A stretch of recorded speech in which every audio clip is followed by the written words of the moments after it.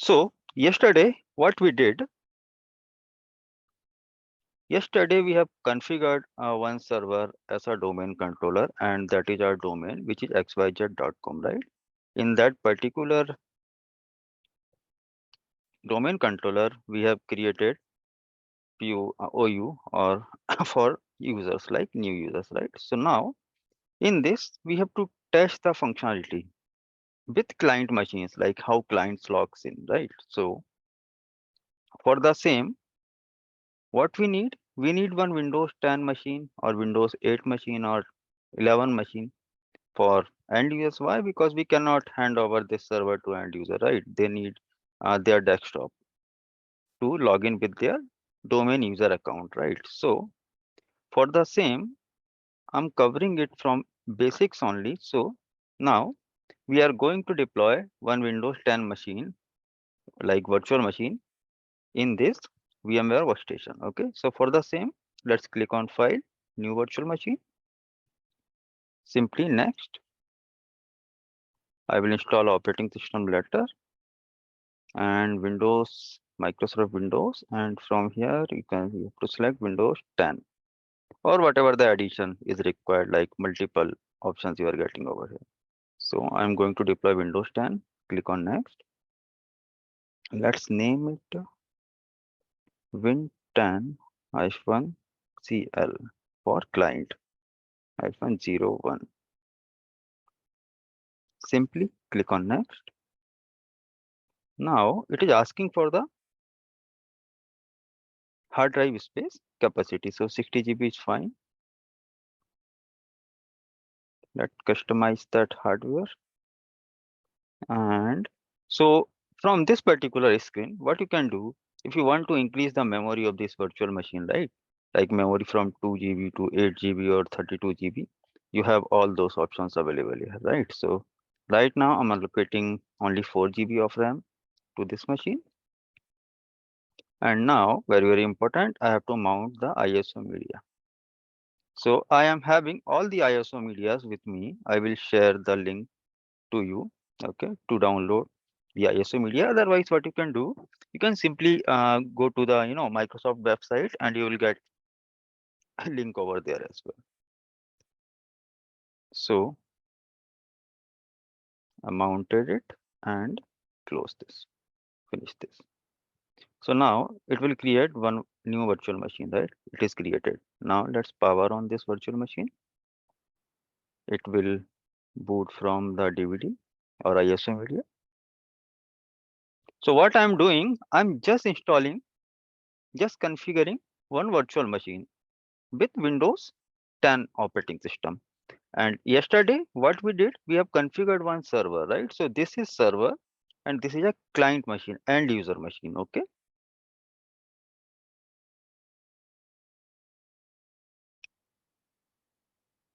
So installation is very simple for every operating system.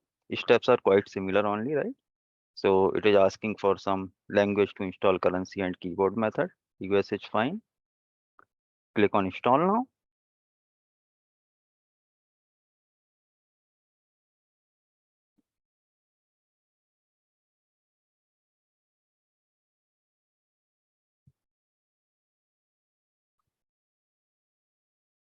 Simply it is asking to enter some product key, but for learning perspective, we do not have any product key. So you can select that option and it will be available for you for next 180 days for free. Okay. So without license, you can use any Microsoft product for 180 days.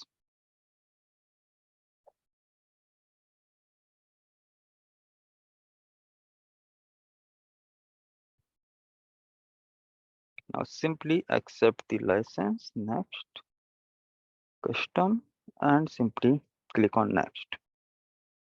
Again, it will take a while. So in the meantime, as I told you yesterday, so we have configured the like domain user configuration. We have promoted this server as a domain controller, right? But as we are configuring this machine, right? So we need one DHCP server who can allocate the IP address to this particular machine, right? So for the same, what I'm going to do now, in this particular server, I'm going to configure the DSCP role, right? So as you can see, for the same what we did earlier, we just click on the manage, add roles and features.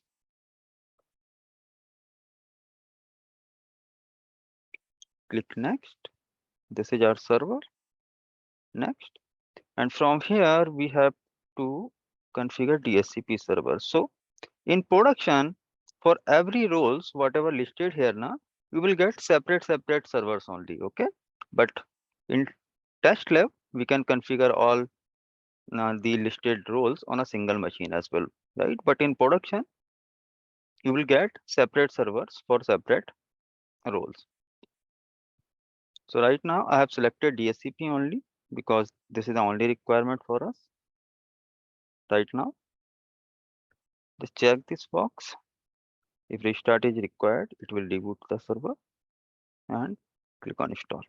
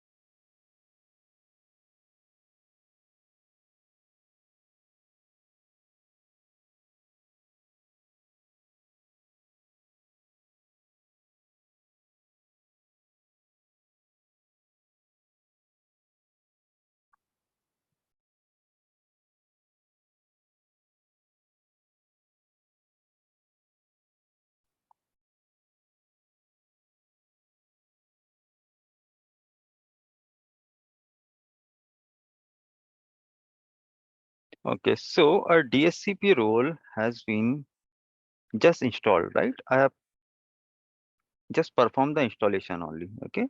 So now we have to configure our DSCP scope as per our requirement. So close this pop-up. Again, you are getting one flag here. Complete DSCP configurations. Let's complete it. Click on next. Now authorization is fine, like administrator will authorize this. Click on commit. Close this. Now, if you click on the tools, you will get DSCP here. Just open it. Now this is a DSCP role what we installed, right? So right now it is not configured. Okay, so now what we have to do, we have to configure or we have to add a scope. Okay, so simply do right click and new scope, click on next. Now you can name this DSCP scope like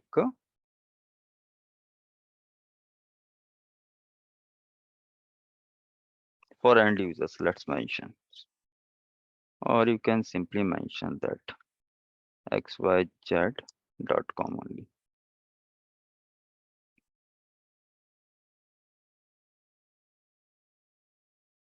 Description, if you want, you can enter anything. Otherwise, it is totally optional.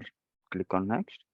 Now it is asking like, what is the IP range required for client machines, right? So what I can do, as this is my DSCP server and this is my network. So first I have to check what IP address I have given to, like in which network it is.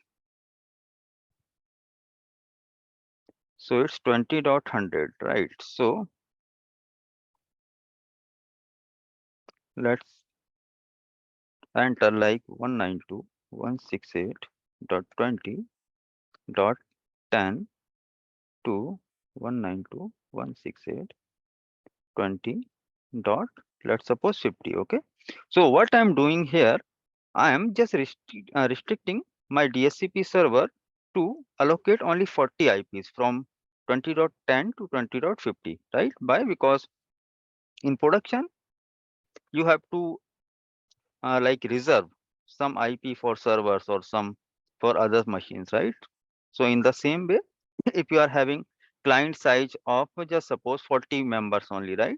And you want this server to distribute IP to that 40 users only, you can mention that thing. Otherwise, if you have 100 user or more than that, so in that case, you can increase it up to 199. It's totally up to the requirement, right? So right now, let's make it 50 only. Now, if you have some exclusion, right? Like for me, I have allocated one static IP to my server, right? That is 20.100, as you can see here, right? So I want, in that case, what I have to do, I have to exclude that IP from my DSCP scope, right? But as I already configured my DSCP scope to 20.50 only, so it will never publish that IP to any machine. Why? Because it is only limited to 20.50, not more than that. Okay. So right now we do not require any exclusion. Least duration. Okay. So what is least duration means? If you connect, like if any device is connected in your network, right? And once you plug your device, laptop or desktop to your network, it will automatically get the IP address from this DSCP scope, what we are configuring here, right? So that IP address will be reserved for that particular system for 8 days, right? And after 8 days, like, just suppose that particular device goes offline for next 8 days. In that case, that IP will be released and it will be free automatically by server, and the server and that particular server will allocate that particular IP address to some another client or another machine. This is how it works. So what you can do, if you want 2 days, like after 2 days, it will refresh the IP, or you can change it, right? But by default, it is for 8 days only.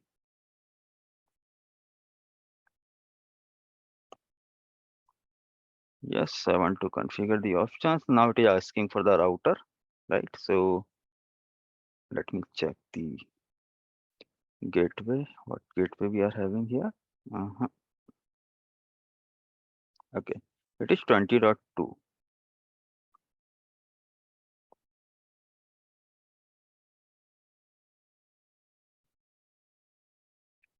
So basically, these steps belongs to the networking team, right? But as we are working as an administrator, so we must have some idea like how DSCP should work, right?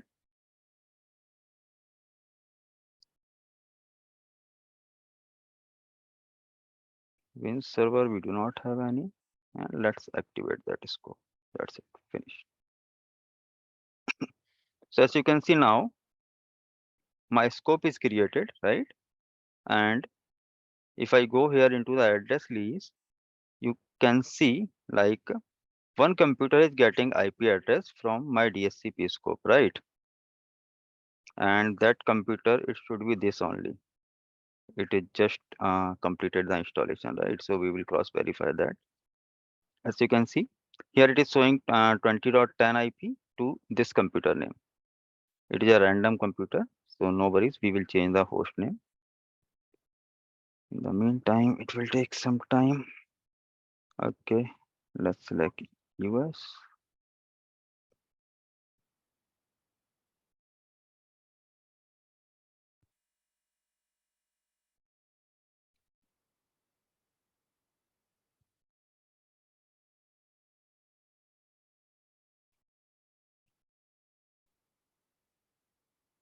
Okay, it is getting something from here. So I don't have internet. Continue with limited setup. Who is going to use this PC? Let's say a root user. Let me enter some password.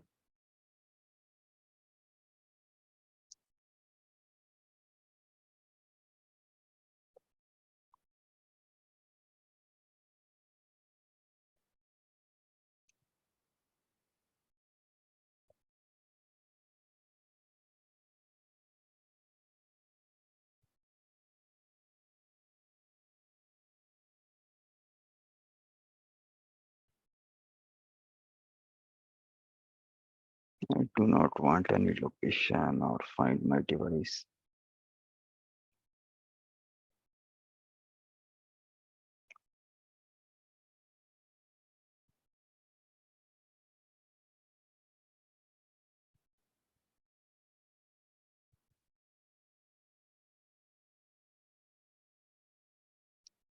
Okay, so it will take a while. Any question, anyone so far?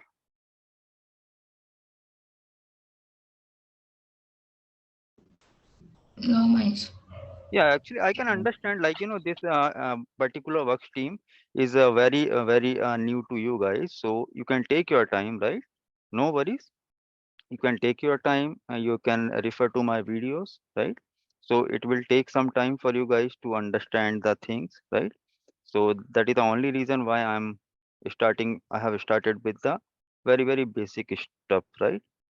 Even I'm just showing you like how to install the operating system, all those steps I'm covering, right? So just follow the videos, nothing else, and you will get very good result in few days. No worries.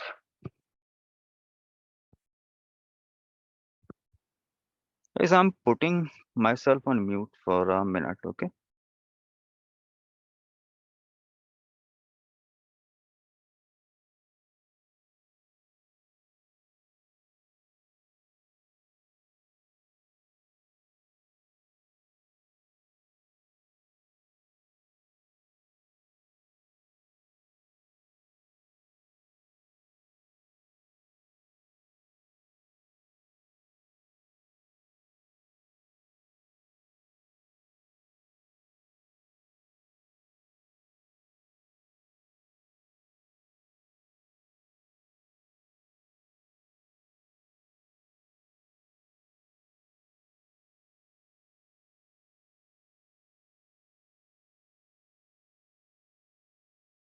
Okay, guys, I think operating system has been deployed now. Now, first thing, what we have to check is this particular machine getting IP address or not, right? So you can open CMD, you can type ipconfig. Basically, ipconfig is a command to uh, get the IP address, okay? So as you can see, that's what we have configured. This machine is getting IP from our scope only, right? It's 20.10, as you can see here, right? But now the name is random. Why? Because this machine is not in our domain, right? So now what we have to do, we have to change the host name. So to change host name, you can do simple thing like you can open File Explorer. You can right click on this PC, go to the properties, and here you will get one option to rename.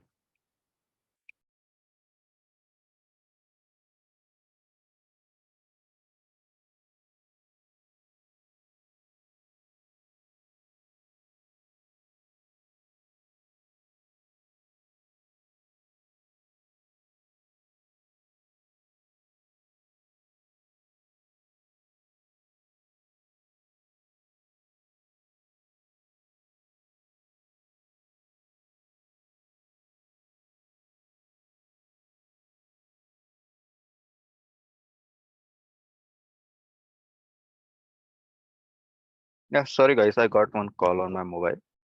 So now what we have to do, we have to change the host name of this machine, right? As per the naming convention, what we mentioned here, right? So simply click on change, and now we can rename it to win10 hyphen cl for client hyphen 01. Now what we have to do, we have to add this machine into our domain, right? Why? Because we do not want any local admin to use our machines, right? Only domain users can log into our systems, or like only authorized users only. So our domain is xyz.com. Click OK. And now it will ask for user account permission to join this particular machine into our domain, right? So as you can see, we have into the users, we are having one administrator user, and these are the standard users, right? So let me enter the password, like credentials for admin user here to join this machine into our domain, right? So it's xyz is our domain backslash administrator and the password for administrator. Now click OK. Now this machine in our domain, right? And it will ask to reboot the machine, right? So I'm not going to restart it now. Why? Because again, screen is very small here. So let me install the tools.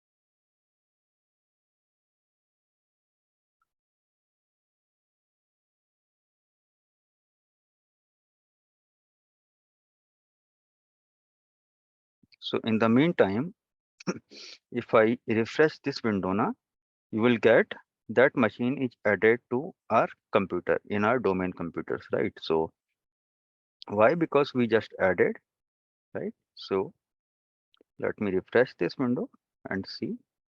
As you can see, now we are having one computer in our network. Okay, means in our domain, which is xyz.com, right?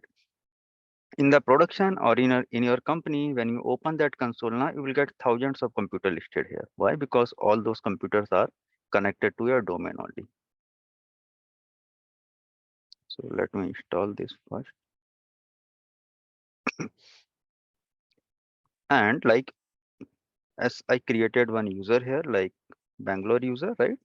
Arpita. So now, as Arpita, that particular user is into my domain, right?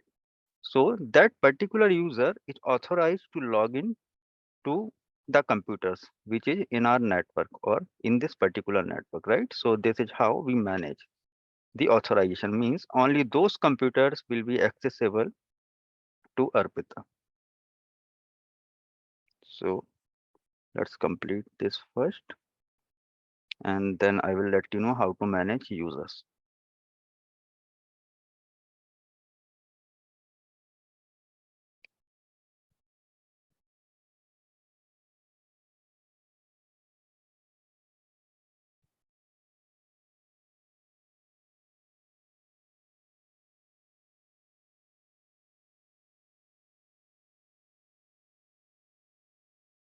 Okay, I think it's almost done now. Click on finish. Now we are good to restart this computer. So let's restart this.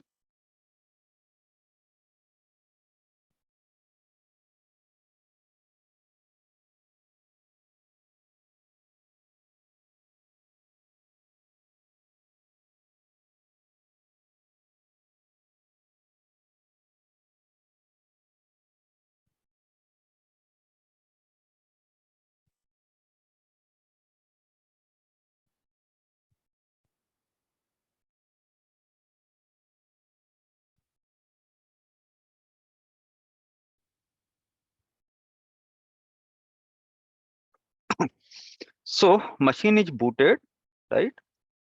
And now as this machine is now in our domain, right? On your personal laptop, you will not get any such option like other users. And as you can see, now it is showing the domain like sign into xyz.com. Now what I can do, I can enter the credentials, what I created here, like what was the logon name? Okay, E123456. So let's log into this machine, E123456. And what password I entered, I'm not sure. Let me try. Okay, as you can see, user is getting this option like user must change the password before signing in. Why? Because we have configured that user in that way only. At the time of user creation, we have selected that option, right? So let's change the password.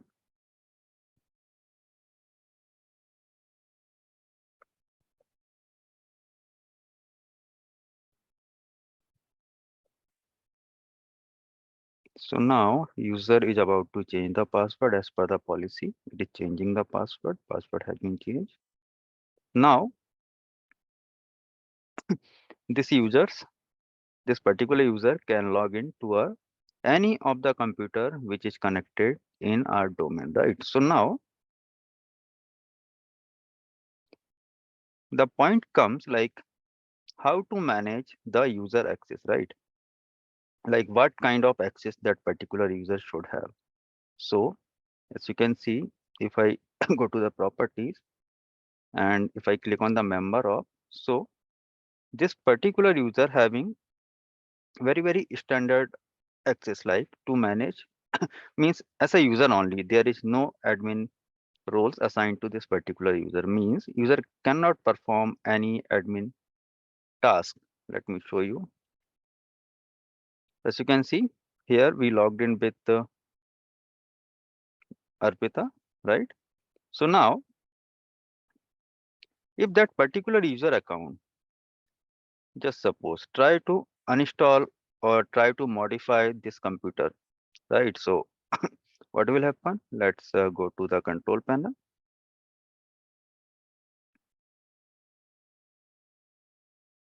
In control panel, let's go to the Adobe program and features. And just suppose user is trying to perform some activities like user is trying to uninstall that Microsoft Edge or any other. This, let's select this. If I click on uninstall, it will not allow for this particular user. This user is now getting pop-up to enter some administrative admin credential, right? Only system administrators are allowed to perform all those operations. Rest of the users are standard users only, right? So in the same way, if that particular user try to do some more activities like turn Windows feature on and off, again it will prompt. So user will only perform the basic operations like accessing the internet, Microsoft Teams or any other software, whatever is installed, right? User only can manage like